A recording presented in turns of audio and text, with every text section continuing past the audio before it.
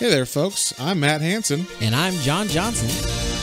And you're listening to Planes, Trains, and Comic Books. The podcast where we discuss favorites we've reread, both classic and new comics we want to read, and everything else in between.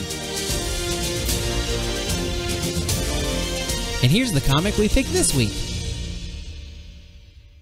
Hey there, everybody. Welcome back to another episode of Planes, Trains, and Comic Books. Today, we are continuing our horror slash spooky-filled month. Spooky month, yeah, whatever, with a little book that we both didn't know anything about called The Milkman Murders. This is the first time in a while I think we were like, that's a cool cover. Like they say, don't judge a book by its cover. We were like, that's a cool cover. Let's check it out. It was a bit of that. It was a bit of like, okay, this book keeps getting recommended to me on like Comixology and Hoopla. So I'm like, okay, obviously it thinks I will like this book. Yeah. I've never heard of it.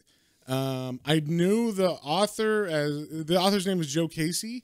And I'm like, okay, I've read maybe a couple of things from him, but I don't remember them at all. And then I didn't know who the artist was at all. So from the cover, we'll just describe the cover. It's like an all blue night, like it's a dark night above a house that's in shadow, and all you can see is some lights coming through the window. And that house is on a black mountain, like a shadow covered mountain. So, or like a hill. And then it just says Milkman Murders on the top. Milkman Murders. And the art style is very, I don't know. I would say like, was it like? It's very indie. But I would say like, oh, it looks like a Charles Schultz painting, or like, you know, or like a, you know, something that's like these are shapes that get the point across, but they're not like super detailed or something. It doesn't look like a horror book that is what it is inside. We found out. Oh yeah, no. I'm going at this thinking, oh, Milkman Murders. Is this like a true crime thing? I don't even know, because the cover looks like it could be that. It definitely looks indie, like you said. And the art style is just like very, it's distinct because it does stand out, but it's not very graphic or like not very detailed. So it's dark and ominous. Like it definitely like throws that out there, and you're like, oh, okay. Yeah, and I was like, oh man, is this based? Like I literally looked up, is this based? And it's on the back of it said, no, it's not based on anything true. But it didn't say what it was on the back either. Like when I read the little blurb, it wasn't like. It definitely wasn't what the story ends up being. And we can spoil it a little bit. We'll bury the lead a little bit. It's basically like Animaniacs, if Animaniacs was a horror show or whatever. It's just insane and crazy, and all this crazy weird stuff happens, and the art is very poppy and cartoony. The art is definitely very, as soon as you said Animaniacs, I was like, oh yeah, I feel that. It seems similar. Yeah. I will say I didn't like when that's the cover, and then you turn the page and like the inside, which I guess is probably if you have this in a physical copy, Matt was saying it's like the front and back cover together, but it's much better like ominous art too. With you see like a little milkman truck driving up to the house. Yeah, just like driving up in the shadow in the hill, and it's like, oh well, that's anyway. Yeah, it's a small nitpick. Yeah, I don't know. Did you read this? There's like an opening little foreword by the author. I think I breezed I think through. I did. Well, no, I read it. Well, I read it. I read this early in the week. I wanted to I was really interested to get into it. Yeah, I was interested too, which is why I also read it early in the week, and then I was like, oh, okay. Yeah. No spoilers for how we're feeling about it, but we'll get into it. I mean, there's some cool things in this for sure. There's definitely interesting ideas, and we'll get into why. But I just wanted to mention his foreword because he basically is like, I don't like horror. Not a big fan of writing horror. But I had this idea about a possible horror title, or someone said, why don't you write a horror book? And I was like, okay, if I can go as crazy as I want. And they were like, okay. And they let him do whatever he wanted on this, which you could tell, for sure. Yeah, though he barely remembers writing it, apparently. Yes, which is usually a good sign for any author. If you look at Stephen King, he barely remembers the 80s. So, you know, what's that movie that came out that he did? The first one came to It, so no. I'm talking about the one he directed. Yeah. Oh, I don't remember. Overdrive, Maximum Overdrive. Oh, Maximum Overdrive. Yeah. So that's what comes out when you don't remember the 80s. That kind of quality work. So this is only like a 4-issue series, so it's pretty quick, and there's not that much going on as far as like story, I would say. A lot of it is just following one character the whole time. So you meet the Vale family. Yeah. So we get the Vale family. We start off with the mother. The mother's watching like a Leave It to Beaver kind of spoof on the TV. It's called Leave It to Mother. And there's like, of course, a perfect mother on that. And then we see there's like a missing milk carton that has a person's face. It doesn't say a child's face necessarily, but to me it looks like a child. Yeah, it looks like a child to me. But they reference this later and it's not a child. So I'm like, okay, is it just a missing persons or missing children? Which, they don't do anymore. I've never seen, I actually don't remember them putting milk that's such a trope from like cartoons. From like 1988 or something. I know, but it's just so interesting. Like in our minds, at least for I would think our generation, like that's such something that we grew up with as seeing in our media, but I don't think I ever have seen it on an actual. Well, nowadays kids are like, "What's milk?" Yeah, that's true. I like almond juice or whatever the fuck they drink. So, yeah, some soy milk. I love it when you take some rice and then you milk its little teats, and then you get rice milk. Well, technically, rice are little teats, so you just squeeze the rice. You just hold one in and pull, and then okay, that one's empty. Yeah, exactly. Exactly. So she's making something out of sugar and cookies. Sugar and carrots and milk. And it's dinner for her family. I didn't even bother to learn their names on this. So I did. I just say her name is Barb or Barbara. Okay, we'll call it Barb. Vincent or Vince is the husband. Okay. And then they have two kids, Fletcher and Ruthie. Okay. Fletcher being the guy, the boy, and Ruthie being the daughter. Okay, so we see, it starts off like, oh, she's making a dinner for her family. That's nice. But instantly, you meet the rest of her family, and you're like, oh, her family's terrible. And this, I thought, one of my biggest problems with this is it's basically, if you take Married with Children or Roseanne, put them in a comic book, but then like, oh, we can do whatever we want because it's a comic. So, like, we'll do all this super fucked up stuff. Yeah. Like, that's all it is. It's like, it felt a lot like that. Like, it's about a woman who's kind of unsatisfied with her life and her basic family. And she wants to have that, TV family. She wants, she's the mom. It looks like a stay-at-home mom. She's, working hard on cleaning the house, making delicious dinner for everybody, just trying to be that picture-perfect family. She wants that picture-perfect family. And we meet the family members one at a time where Fletcher is just like, a teenager of the... He's like a, punk teenage kid. Yeah, I would say grunge teenage kid. Oh, grunge, okay. Well, I just meant like a punk, like screw you, mom. Meant like hair, because the daughter is like, she's dressed like a punk kid. So she's got like multicolored hair and like... spiky hair and all that. So I was like, okay, daughter's a punk too. And then the dad is just the most atrocious human you could possibly write. Like, he sits down and he's like talking about her fat ass and like, you better watch out for that. I imagined him having a grumble the entire the comic. But then he also has the audacity to, like, if a kid says like, damn it, he'll be like, hey, watch your language at the table. Yeah. Now get your fat ass over there and get me some more pie. Or it's like, oh, all right.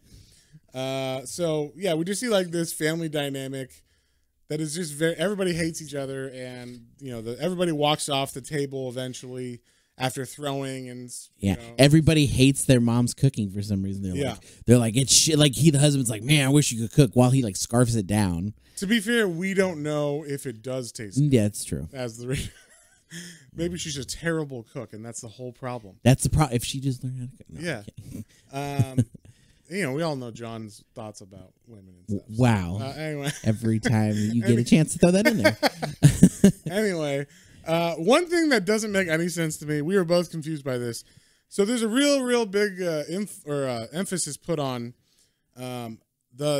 she gives everybody milk to drink, or no, she gives the son Fletcher milk to drink for his dinner, and he drinks it, and he's like, "Oh, it's curdled," and he spits it out, and you're like, "Okay, we're talking about milk. This is called the Milkman Murders. That's got to be something, has to do with something." Yeah. Maybe it's why is it curdled? Da, da, da. Yeah. Who knows? No one knows, in fact, because we still don't know after reading the comic. But, but yeah. So that's kind of like the set off for things going on, and the mom is left after everybody leaves the table with just the TV with the perfect family. saying like, "Gee, Mom, I love you." And he's like, "Yeah, me too. I love you too, son." And then we get to see a little bit of what happens when the people leave the table. And this is where you're talking about just what can we do that's super fucked up? Yeah.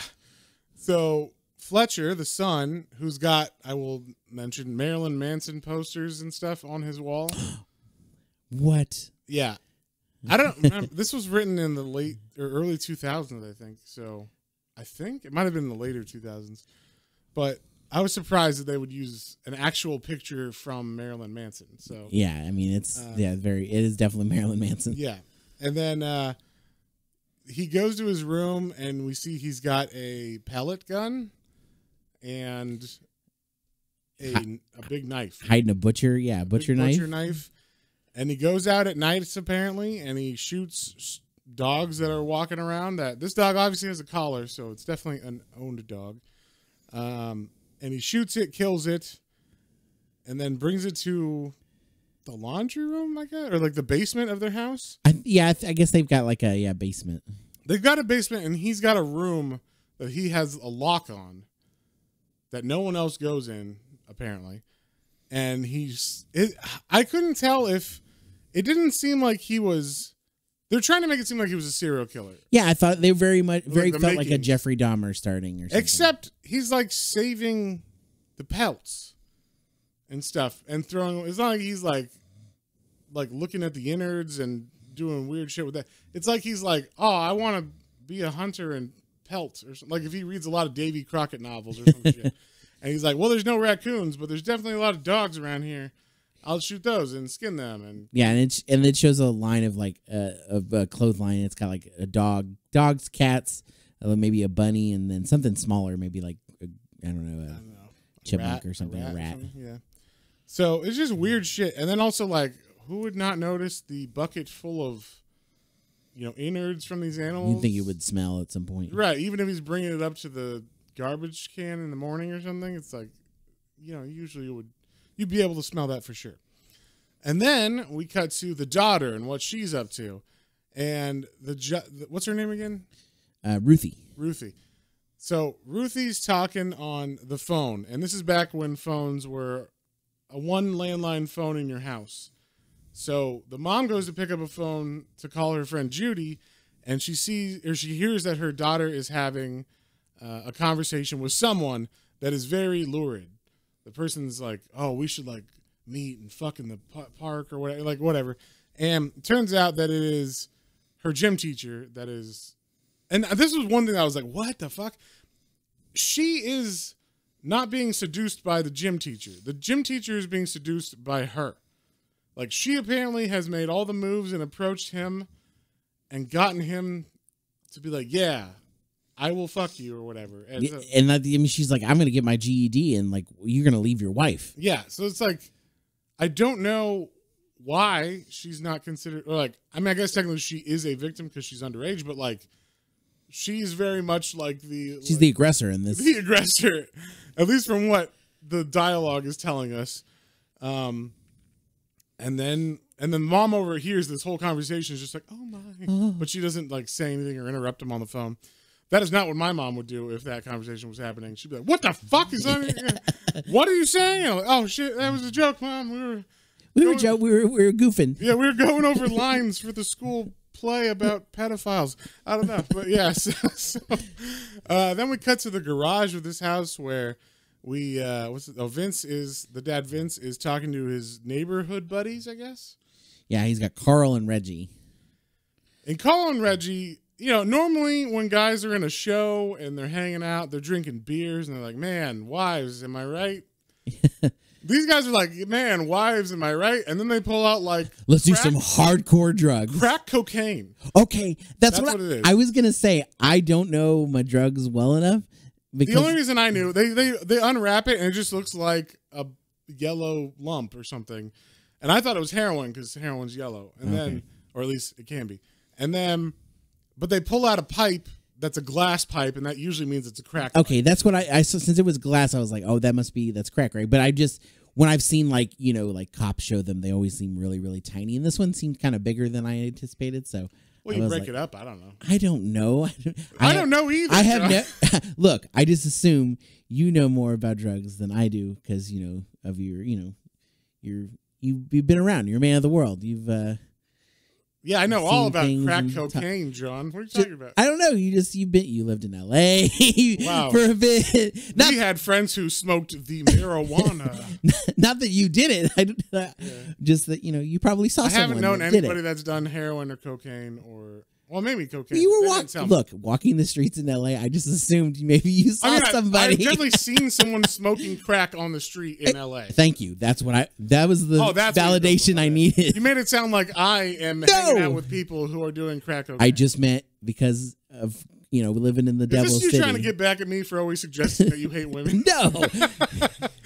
I may hate women, but I'm not doing hardcore drugs. Yes, yeah, exactly. It's a slippery slope. Yeah. Anyway. So, Vince apparently has never hit crack cocaine before. And it seemed like this is like the first time that they've done something this hard, maybe. Like, maybe they've been escalating. Like, they went from beers. Then they're like, what about little nose candy, little cocaine, And then they're, okay. And then they're like, what about crack cocaine? And this is that time. Because later on, they bring heroin. And then it's like, what? Like I don't know about injecting into our veins. If there's one thing I know about suburban dads, it's that they love just trying the latest street drugs. Yep, for sure. And so that's like the end of that night. We just get a little peek into what everybody's life is like. The mom's is just pretty basic, hating or having her family hate her, and she's just trying to be a good mom. And then everybody else is literally horrible. Probably the worst persons that you could be. We got a drug addict asshole dad who, berates his children and wife all the time. Then you have the son who's possibly a serial killer in training, and you have this daughter that's Fatal Attraction style in training as well. Or whatever. Yeah. So it's very weird and creepy. So the next day we get the mom. She's doing shopping. She picks up milk. They make sure we understand that she's getting milk. She's getting milk. I don't know why that matters. And then while she comes home from the shopping store, she goes to the school and tells the principal, "Hey, your gym teacher is having a relationship with my daughter. It's very inappropriate, and I need you to do something." And the principal just kind of brushes her off and says, "Well, it's just hearsay. I'm sure it's nothing untoward." Yeah, you think I'm going to ruin this man's reputation? Yeah, I won't ruin a man's reputation for some accusations that have no proof behind them. And I love that she literally goes outside and gets in the car, and they are literally walking together, and he's got his hands up on her. Yeah, they're walking. They don't show his hand on her, but it could just be that his arm is swinging backwards. Maybe, but they look like they're walking pretty. Yeah, it definitely looks close. like possibly they could be holding hands because her arm is also swinging backwards. We can't see their hands; their bodies are blocking them. But either they're holding hands or he might have his hand on the small of her back. They're walking pretty close. Yeah, they're walking close. She's also wearing high heels to gym class. And they're not in gym class. I just realized that. I thought they were on the field or something. No, they're just walking into school together. So that's weird. And then she comes home again, and this is we already hated the dad, but she starts making dinner. The dad comes home from work. She tells him, "Hey, I talked to the principal about Ruthie," and he's like, "What? What happened?" And she's like, "I think we have a problem. I think she might be up to her old ways." This is the line that I was like, "Oh, it's not her being a victim. I mean, she still might be a victim, but I'm saying she has a thing where she is seducing older teachers. Her old ways, and she's in high school now, so she's maybe 17, 18 now. Yeah, but apparently her she's old been kicked ways out of school or done things before where she is trying to sleep with older men. Yeah, which is weird anyway. So then, as she's saying that, honey, if you're looking for something to eat, I'm making dinner right now, and he turns around because he's mad about what Ruthie said, I guess, or about what Ruthie's doing, and that his wife isn't. He's getting something to eat. Damn it, he doesn't need her to tell him what to do. So he punches her in the fucking face. I was like, wow. Yeah, he swing backhand punches her, but it it's not a backhand slap though. It was knuckle sandwich to the face. She's bleeding and she's still getting the food prepared on the table as she's bleeding, and he's like, And instead of like apologizing to her, he says, "My life is shit. This family is shit. Don't you get it? How did you sucker me into this life?" That's what he says to her. Yeah. And then he goes to get a glass of milk, and he's like, spits it out as he drinks it. And he's like, "No, this stuff's rotten." And she's like, "But I just picked it up today." Dun, dun, dun. Why is the milk sour? What's going on? What's going on with that? So then I guess everybody still she cooked dinner. She finished it. Then we're back at the dinner table, but now it's just the dad and the son. What's his name again? Fletcher. And then Ruthie is not there. And it turns out that she is in the storage room for the school sports supplies. Yeah. And she's getting felt up by the gym teacher. And no one knows or cares except the mom. And this seems to be like the probable breaking point for her, where like she realizes that no one gives a fuck about her and no one cares, because the next day after everybody leaves for school, we see a milkman driving up the road, and it's an old school looking milk truck from the 40s or 30s or something. 50s. Maybe. And then it's like, who gets milk? You know, I mean, like that doesn't happen anymore. Yeah, especially because we saw her buy milk at the store. Yeah. So then we see the milkman get out of the car, and he looks pretty rough. His coat looks pretty ragged and everything. Yeah, you would think like a nice pressed like white coat and hat and stuff, and it's definitely very yellowish gray, very grungy. Yeah. And then and it pulls up to the front of her house. Then she's watching TV on the interior, you know, watching this fantastic family, and Leave It to Mom.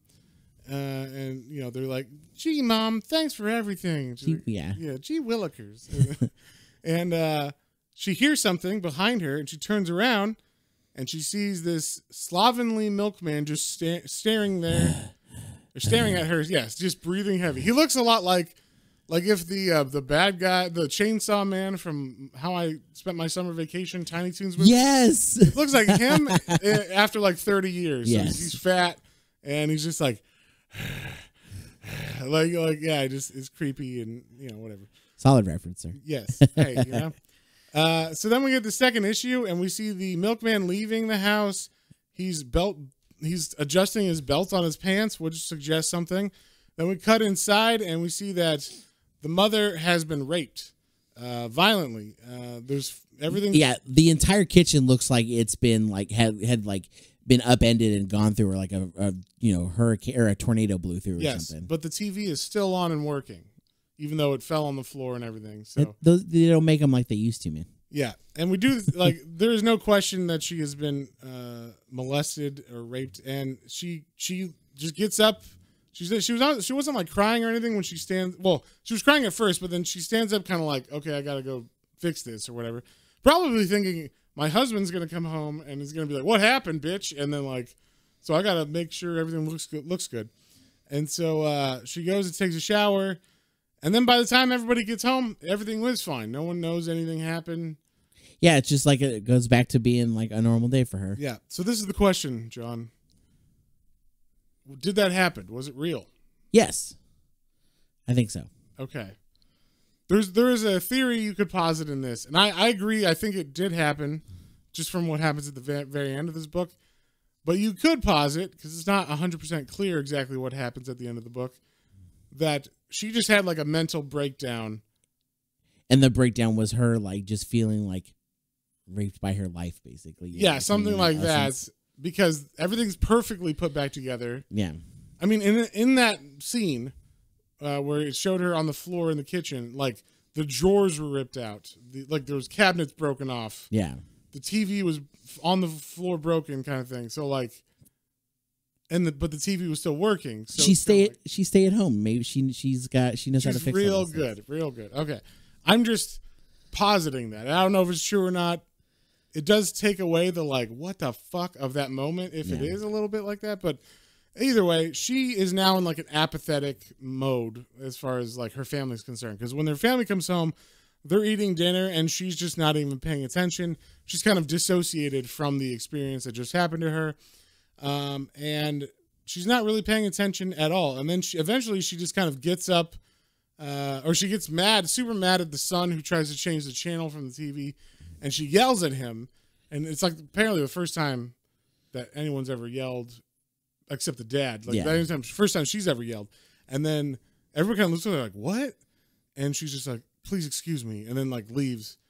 And then I love the dad just like right away he's like, I don't know what's wrong with her, but she fucked up in the head. Yeah, she's fucked up in the head, boy. And then the son turns to him and says, "You married her." And so, yeah, like there's no concern for her at all. Yeah. And then she goes outside, I think, and sees is it the front of her house or? I mean, it looks like it's the front of her house. Yeah, and I don't know.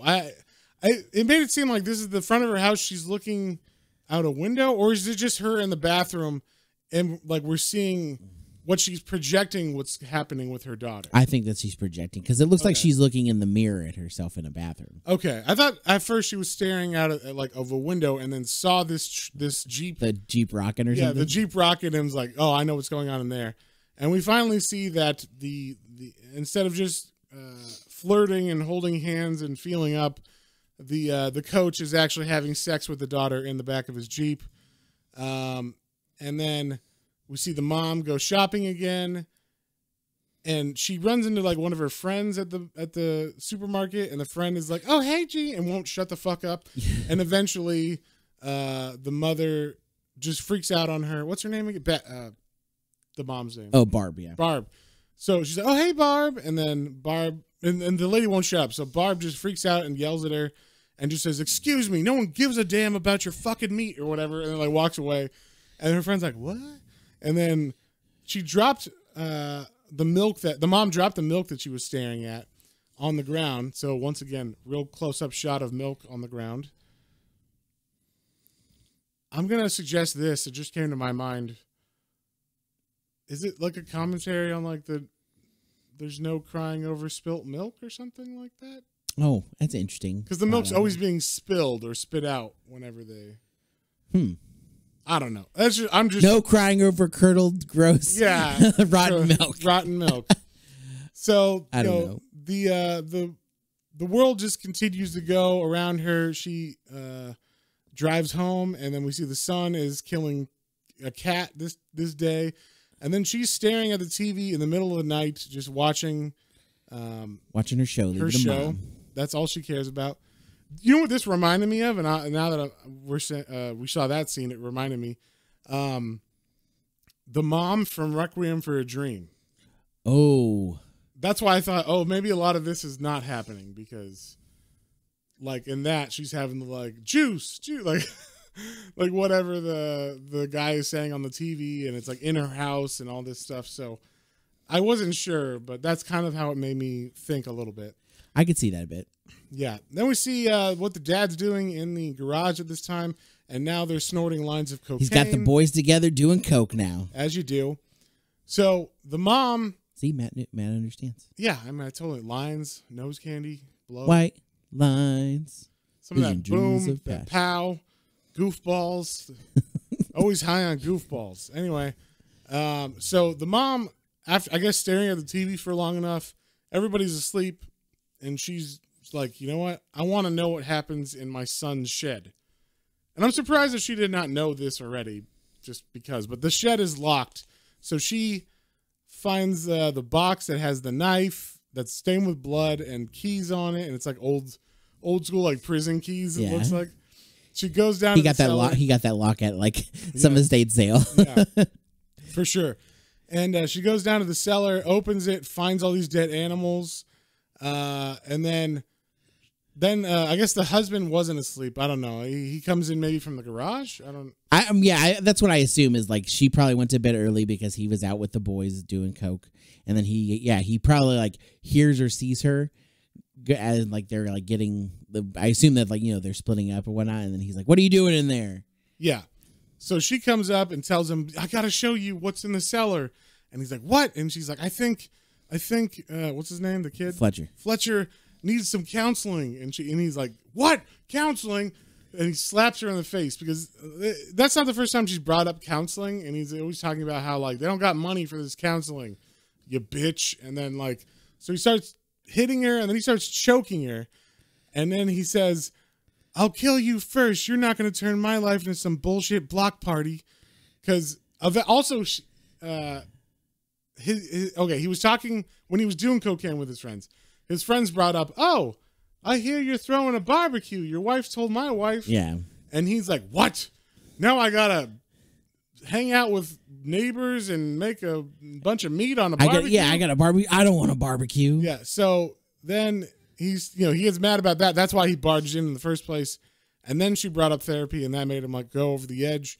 So he's continuing to choke her, and he says, you're going to learn to leave me the fuck alone. I was like, why did you marry her? There's a lot of that in this. Like, why? If you don't like her, just... You stay in it. You got to stay in this terrible forever, marriage. I guess. So then, even though our boy is supposed to be a serial killer, what's his name again? Fletcher. He calls the police, actually, amazingly. Yeah, he calls 911, says there's domestic disturbance going on. When the police get there, I'm sure the dad heard the son make the call or something.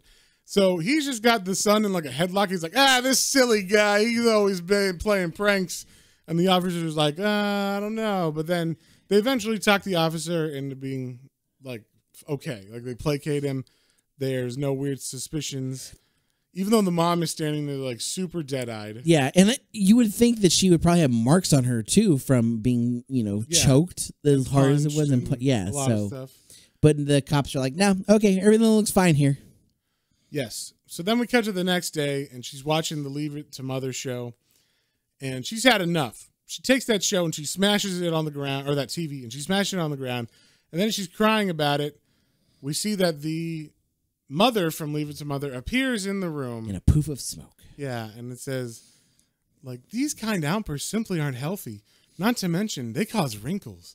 And so, basically, it's like this lady's talking to her, and don't they say, like basically this thing is like, your children and husband need discipline. Yep. You should discipline them. And, like, so definitely this is definitely in her head, right? Like, Yeah, this is in her head.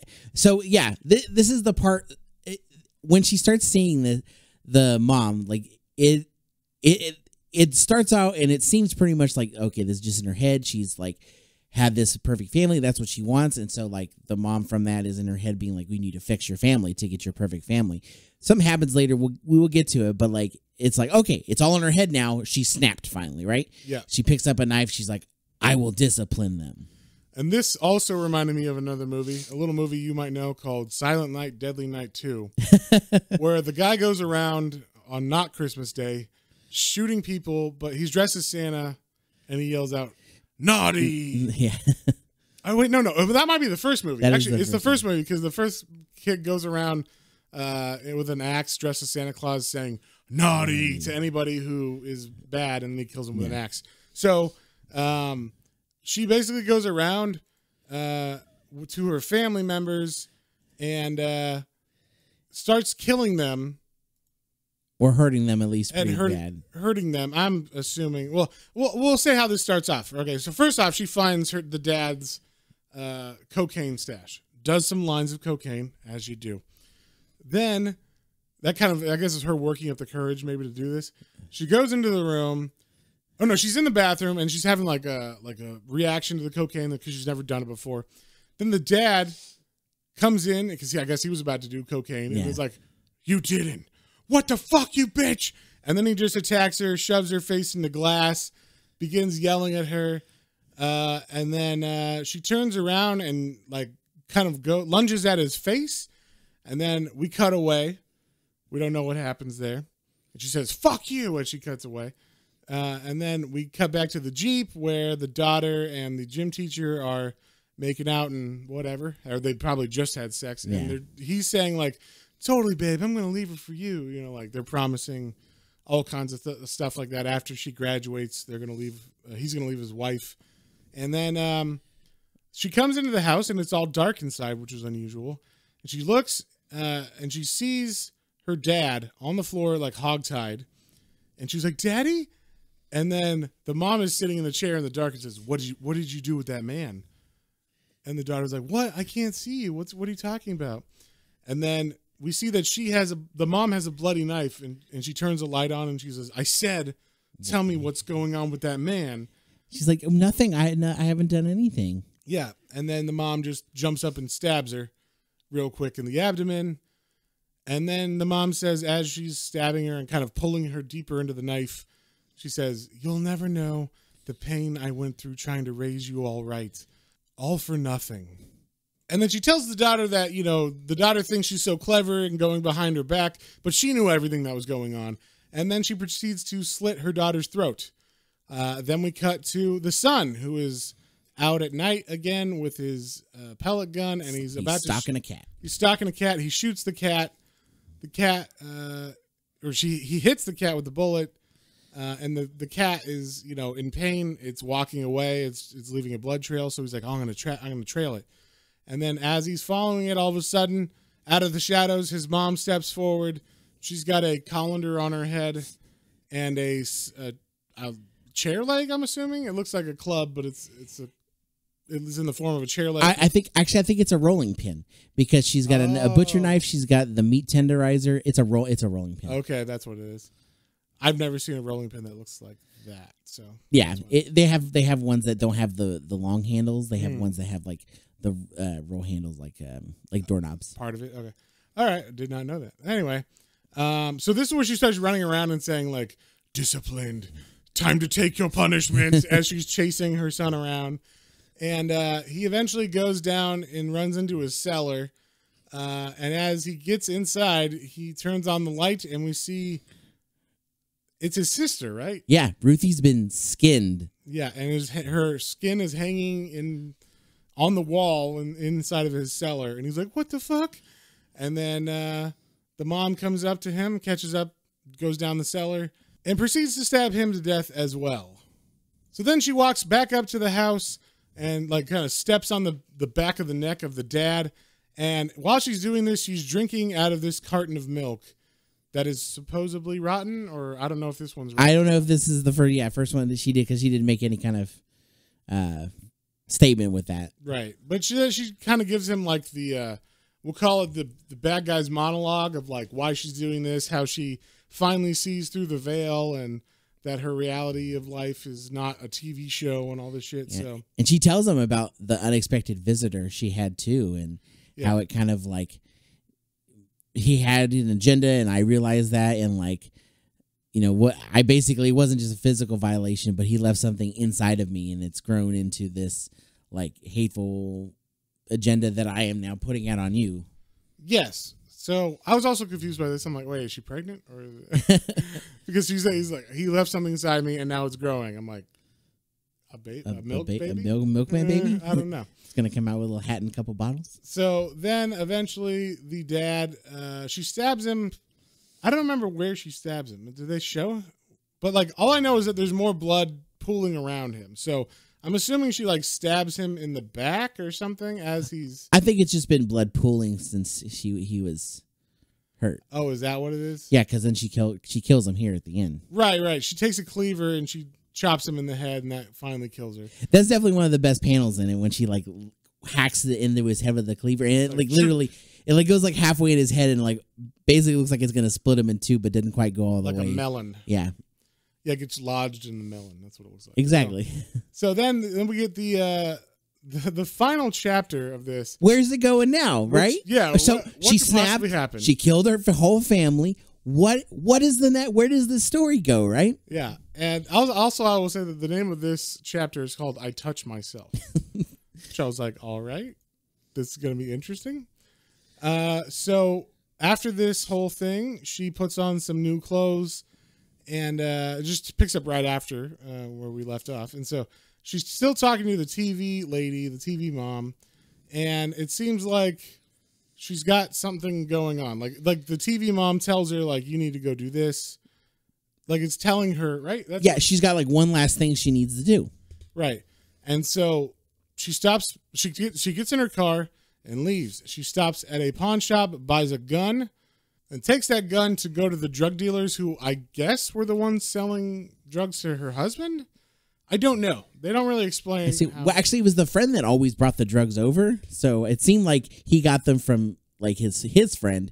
I don't know. Either way, they don't explain it, but she goes to a drug dealer's house, like apartment complex, and it starts off by asking like, "So boys, where do you get your milk?" And John was confused by this, like they actually sold milk or something. Well, It's called the Milkman Murders, so I understand. Milk seems to be a theme in this. Yeah, so I thought maybe, and because the milkman did have bottles of milk he brought with him, I thought maybe maybe I don't know how. I get this is weird. I understand it's weird. So, but I think she's talking about like that's just another name for drugs, kind of like in King of the Hill when he's like, "You got any bait?" And he's like, "Bait." I like you call it that. Yeah. But he was talking about fishing bait. This time, she says milk and means drugs. So she approaches them. They're like, "Oh, you're crazy!" And then she pulls out a gun and begins to shoot at them. She kills all of them, and then the lady Carol, the TV mom pops up again. She's like, "You're such a natural. We got like one thing left to do." Yeah, we can't leave things unfinished. So they go, or she goes, with Carol in her mind, I guess, to an old milk factory that looks pretty abandoned. And it's an old milk factory that looks abandoned, yet has like fresh, or not fresh milk, but milk in the vats that are like vats. Gross and curdling. And she covers her mouth with a handkerchief, like, "Oh God, it smells horrible in here," right? That's what we're getting from this. This is a factory that's run down. It smells bad in there because there's actually milk still in it. Yes. And then she walks into like where the manager's office is, I guess, and there's a man sleeping in there, and he wakes up and he says, "So you're finally here. Come on in. I've been expecting you. Funny. It's never how we'd pictured it would be." And it's just weird, like, so he's like expecting her, which is weird. I don't know how he anticipated this happening. Right. But also the thing that really popped here is like looking really closely at him now that especially he's out of like the milkman like uniform. Uniform, quote unquote. He looks very similar, almost identical to her husband. Yes, very much so. And like looking back, I went back and looked at those pages too, and I looked back here and was like, was she envisioning her husband as like this, or is he just happened to really look like that? It's very odd. Yes, I wasn't sure exactly what was going on because I was confused as well. I'm like, wait, is it her husband? Because it looks like him. I think what's going on is, and that's why I'm like, I'm not sure if this is actually her snapped. Like she snapped and there was no rape and it was just her husband's like abuse and her family. Oh, maybe this whole last chapter is just in her head? Yeah, or something. I don't know. Or maybe she is killing people. And she goes to this factory, but she's not really talking to anybody. It's just her or something. I don't know. But we get like a kind of understand or like breakdown of what's going on. I don't really understand it. Basically, this guy just says like, it wasn't like this isn't. I'm not the first one. There's been multiples of us. It's kind of like a curse passed on down, and I'm just playing my role. And now you're into it. You're locked into it, and like basically, it's kind of like. It follows or something. As a milkman, you have to fuck the next milkman in order to pass that curse on or something. Something like that. I don't know. It was very weird, but it's like you stare in the abyss, and she like faints. She's so like overwhelmed by like reliving the rape, and then like his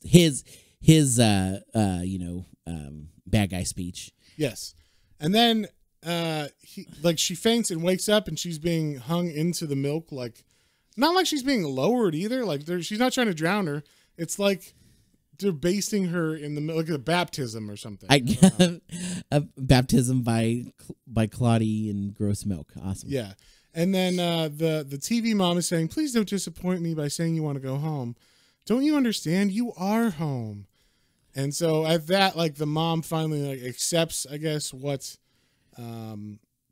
she's been becoming or whatever. And this is the point. This is the point I was going to bring up, but I went away for this. So the mom or the TV mom, Carol, has been in her head the entire time, right? And just talking to her and feeding her things and whatnot. And then in this scene, she had fainted and she's like being held in the vat, just halfway in the vat by like a hook. Yeah, there's no way for her to get out other than being able to pull herself out by her own weight up the chain. Yeah, she'd have to do it up the chain. And so the TV mom who's like standing out on the outside on like one of the little girder racks, she's like, she's, saying, what you have to do kind of stuff and whatnot. And she goes and pushes the button that like pulls the chain up to get her out of there. And I was like, wait a minute, is this in her head? Or is she like manifested? Like, what is going on? Yeah, we don't know. So in the meantime, the current milkman is just kind of leaning against the wall, staring at a map.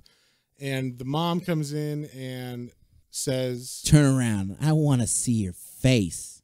I don't want to miss a moment of this. Yeah. And so she walks up to him with the rolling pin, which is still on her. And she proceeds to beat him to death, or beat him in the head with that. And then she stabs him in the heart. And this is why it's a curse that gets passed on, because after that he goes, now it's your turn. And she's like, wait, what? And then she stands up and looks at what he was looking at on the wall, which is like a map. It's a map of the U.S. It's a map of the U.S. with a bunch of red dots all over it. And what did you think this was, John?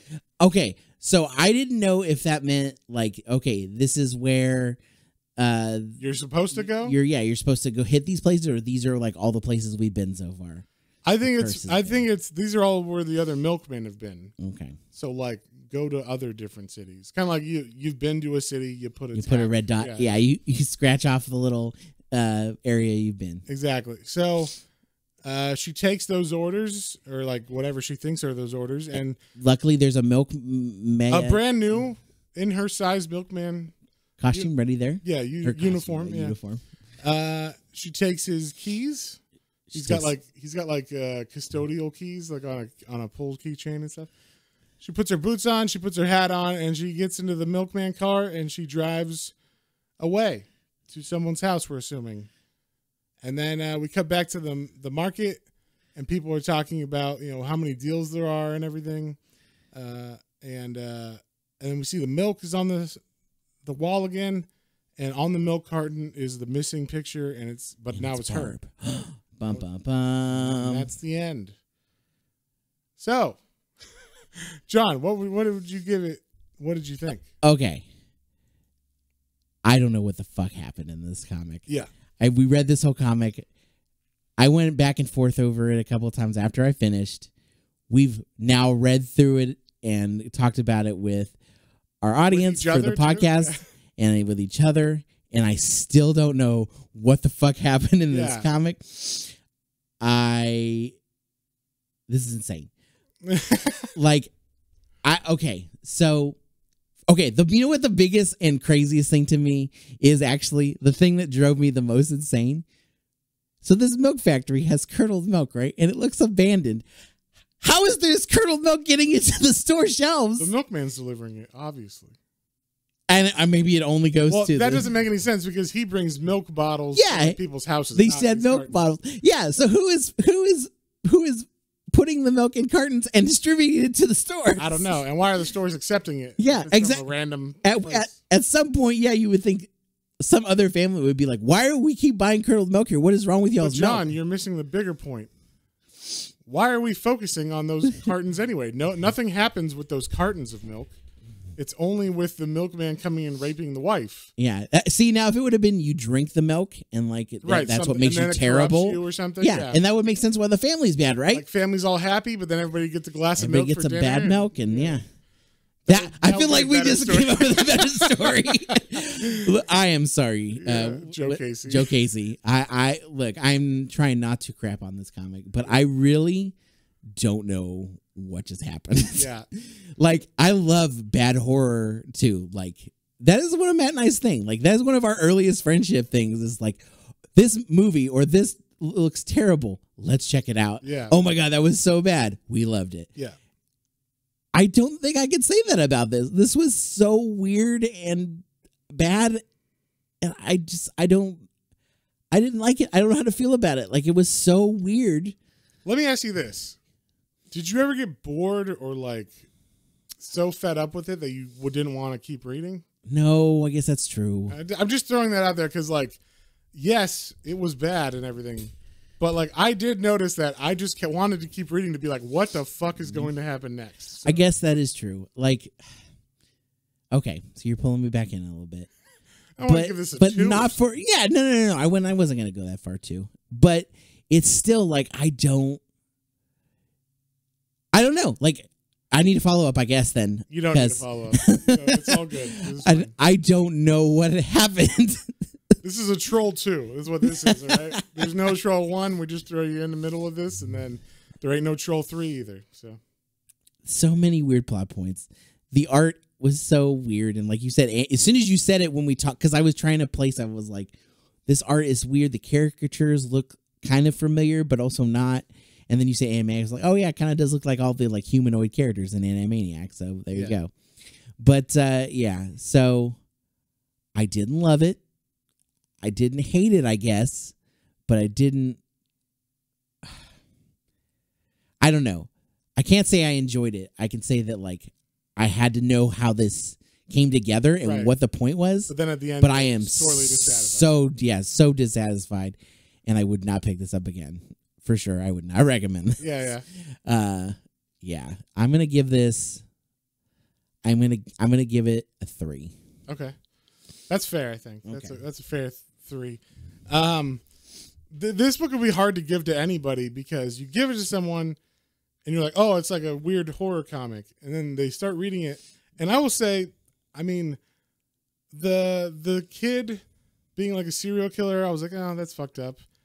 And like, oh, the daughter, oh, that's fucked up. And the dad, oh, yeah, that's really fucked up. But when the milkman rapes the mom, I was like, that's like another level of like, what? And then it only gets crazier from there.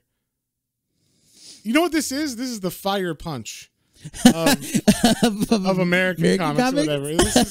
This is the like, we're trying to be edgy and be crazy and so edgelord. Yeah, it's like, oh, you want a horror comic? Well, check this shit out. Because like I said, the writer said he didn't like horror or write horror normally, so he's just like, I'm gonna go big or go home. He's like, well, you went big. I will say that, sir. Like you definitely hit everything. But then, unfortunately, the story doesn't make any sense on multiple levels. Like, wait, so is the TV mom a figment of her imagination? Did the milkman actually exist? We don't know. I mean, she has to kill him, but then at the same time, there's like a magic suit and a magic, uniform for her to be in. How much of this was in her mind and how much of this was real now? Yeah. Like, we really have no idea. And sometimes that's a good thing. Yeah. But only when, like... Usually in an Alan Moore comic, that's a good thing. Or at least something where you're like, oh, this kind of blows my mind. I'm not sure what happened. Like, that is not how I felt with this. This could have been, like...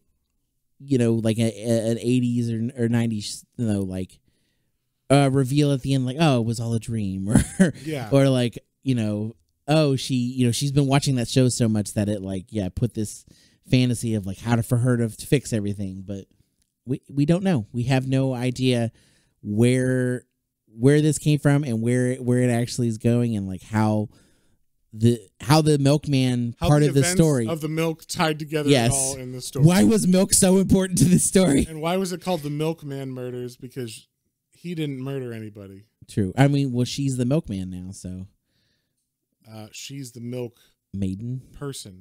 Yeah, sorry, milk person. Milk delivery. Yeah. So once again, John, you just hate women so much. Oh my gosh. Anyway. What do you give it, Matt? I'm going to give this one. It's a quick read, and I didn't have to pay for it, so that made it better.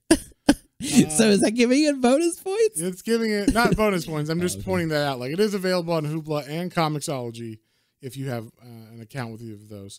So that was nice. If I had to pay for this, I would probably rate it a lot harder. This is one of those ones I'm like, I can't believe... like Image, because this is an Image book. I'm like, I can't believe Image was like, yeah, this is great. Put it out.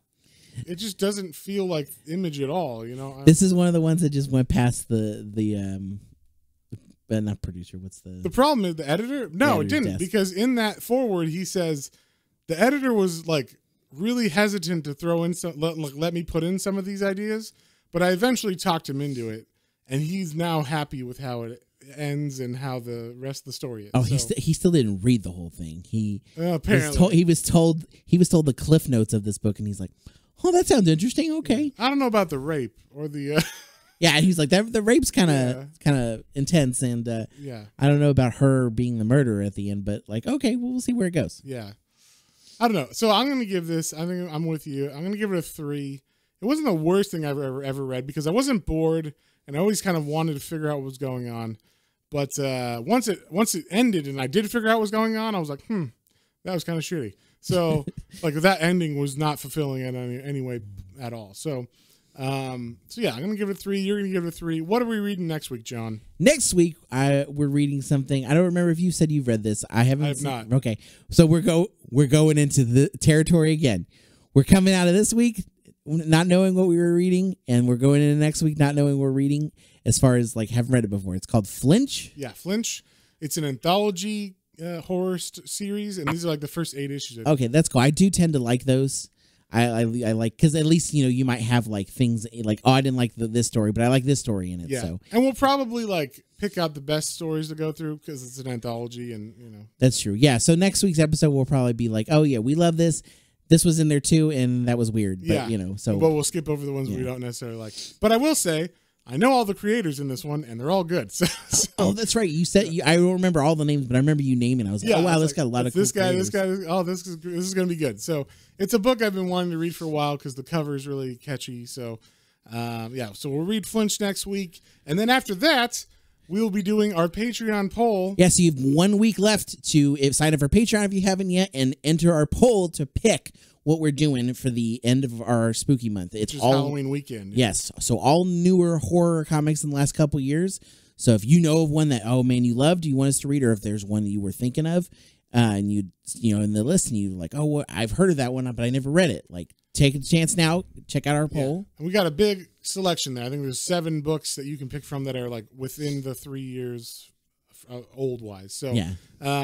So yeah, and they're all stuff I haven't read for the most part. I think I did like a review of like maybe 1 issue of each of some of them. But for the most part, I have not read any of these. So this month is a lot of first reads for both of us, John. So, nice. And if you would like to sign up for that, go to our Patreon at patreon.com/planes, trains, and comic books, all one word. And you can sign up for that, which is like our basic member tier. You get to vote and all that stuff. But also, I have a Hellblazer tier where I'm reading through every Hellblazer issue, just like my Matt's Mini Swamp Things. And we're at issue 41 this week. So got a good chunk of Hellblazer in, which is actually the start of the Garth Ennis run, which is considered the best run. And a lot of the movie was based on that. So if you are interested in following along as I read through those issues, definitely check that out. And as always, I got my Swamp Thing Matt's Minis where I do the same thing. I think we're on issue 107 of Swamp Thing Volume 2. You're a third of the way through Swamp Thing. Uh-huh. That's wild. I'm not sure if there's 300 issues of Swamp Thing. I don't know. They're all broken up into different series, so I haven't counted them together. That's a huge chunk of Swamp Thing. Like, yes. That is a lot of, that is time and commitment to your favorite character. I am doing something no one has done before, John. I am documenting reading every Swamp Thing. So. Look, we may not be remembered for much in our life, but Matt Hansen will always be on YouTube with every or whatever whatever platform, every issue of Swamp Thing ever. Yes, as told by Matt Hansen. I think it's gonna go like in a museum, like in the Smithsonian. I was at the Library of Congress. Will definitely bring this in like I don't know 100 years. Yeah. They'll be like, we lost all our books, except we have the audio versions of Swamp Things and Hellblazer. Thank goodness. Yeah, we would be remiss without them. So. If you have any interest in that, like I said, go to patreon.com/planes, trains, and comic books, all one word, and check that stuff out there. And with that, I think we'll see you guys on the next one. On the next one. Bye.